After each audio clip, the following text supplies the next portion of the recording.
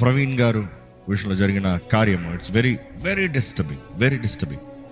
ముఖ్యంగా నాకైతే ఒక 3 రోజులు నిద్ర పట్ల. ఏం జరుగుతుంది, ఎవరు తప్పు ఇది?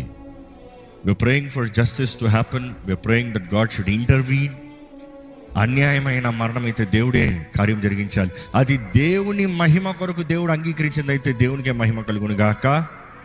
ఎందుకంటే హతసాక్షులుగా మరణించేదానికి మించిన ధన్యత వేరేది ఏది లేదు. ప్రతి విశ్వాసి, క్రైస్తవుడు, సేవకుడు కోరుకునేది క్రీస్తు కొరకు నేను హతసాక్షిగా ఉండాలని. ముఖ్యంగా కుటుంబం కొరకు ప్రార్థన చేస్తున్నాం.